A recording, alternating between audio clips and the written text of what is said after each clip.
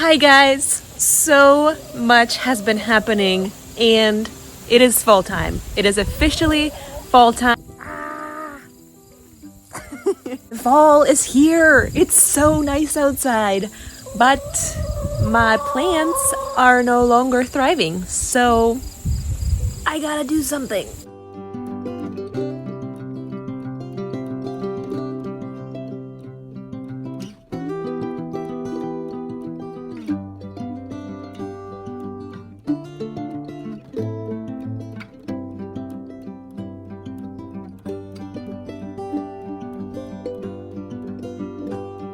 I was looking at this bed here right behind me where I have that cucumber and a bunch of tomatoes sort of organized. I'm thinking that I need to rip out that cucumber plant because it didn't really produce that much overall. I did end up having a few big cucumbers from that plant, but that's about it.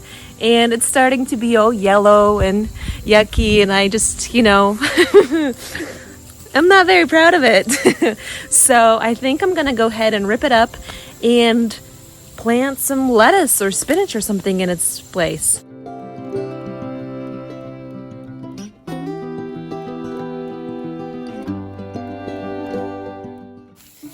These might help a little bit.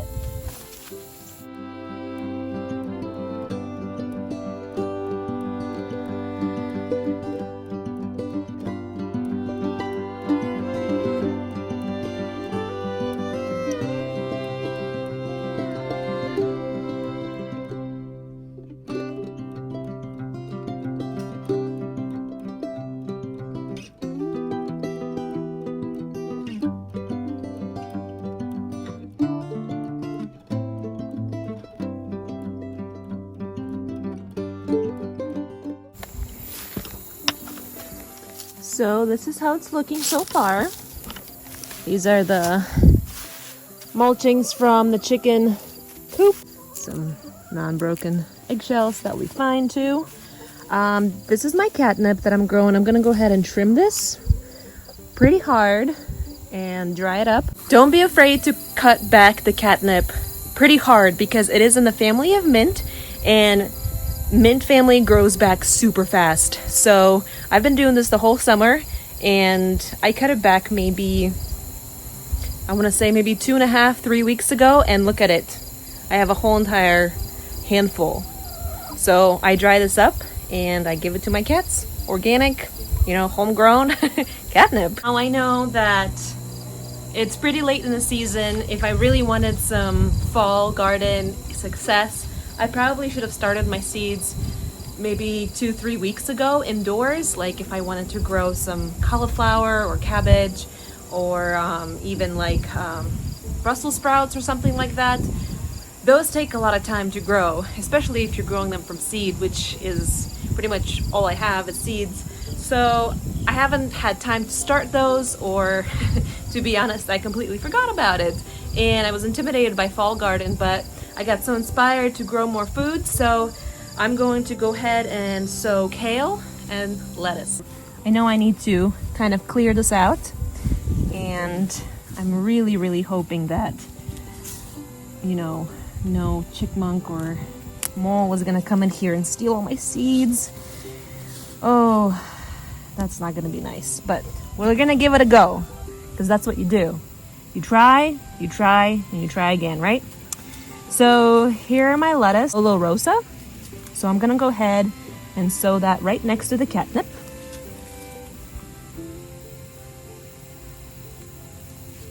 And these are really tiny seeds. So the rule of thumb is that you plant the seed as deep as twice its width. So that's kind of confusing. I just go by my own rule. If the seed is small, don't bury it too deep. So I'm gonna go ahead and put some like that on my palm, and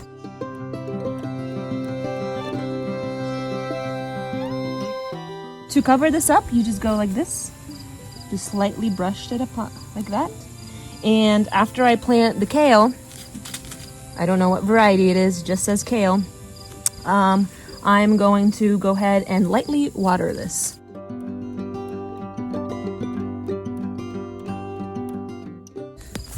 And another cucumber root. It's ginormous. That was a healthy cucumber plant. It just did not produce well. I don't know why.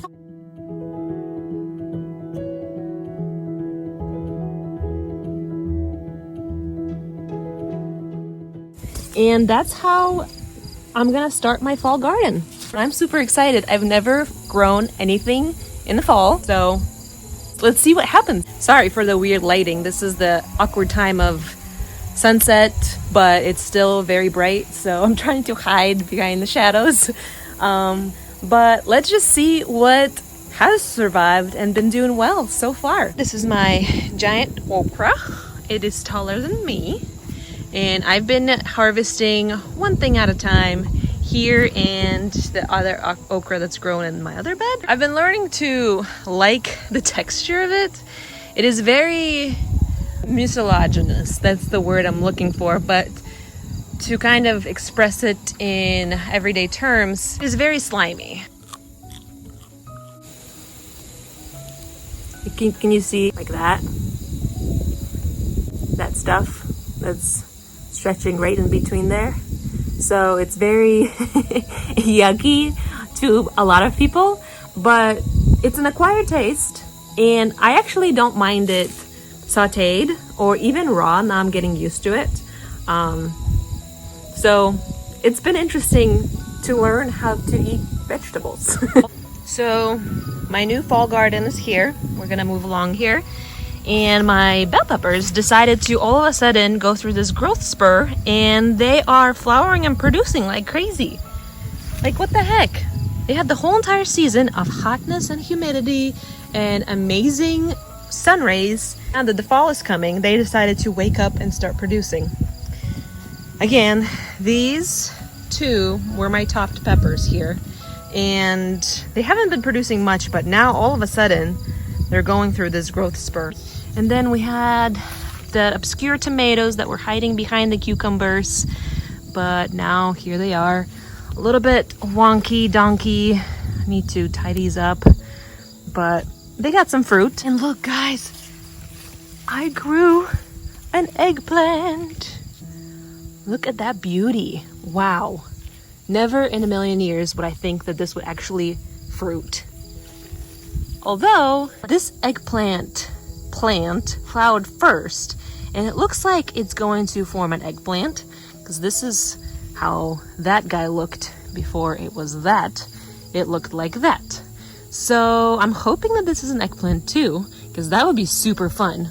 And now that I've cut out like 90% of the shade, hopefully most of these plants can ripen and grow some more. These tomatoes, guys, oh my goodness. They're just non-stop. I mean, look at that. That's awesome. These yellow ones, my husband really, really liked them. And he's like, we need to grow a whole bed full of those. I was like, yes, let's do it. This cosmos has been doing amazing. We have honeybees on the property, and the flowers have been dying off everywhere. So I've been trying to keep this cosmos growing, and here it is. It's growing. I have some pink flowers on this side too. I've been deadheading it so more flowers can form. And I mean, look at all these blooms. It's not dying yet. I don't know how prolific cosmos is, but it's been super, super prolific for me. I mean, but that's so pretty too. Oop. I think that thing happens in spring, guys. You got the timing wrong. Maybe I got the timing wrong. Moving on to the next bed. So this is the mess of a cucumber again. I'm not sure if I'm gonna rip this one out, because in comparison, this one's doing a lot better. It's putting off a lot more fruit. I mean, look at that here. It's been doing well, but not as prolific as it used to. Obviously, the nights are colder and the sun rays are not as intense, so it's not doing as well as it was. But look, it went over to the other bed just like I thought it would. So that's kind of cool. But yeah, I'm giving it some more time.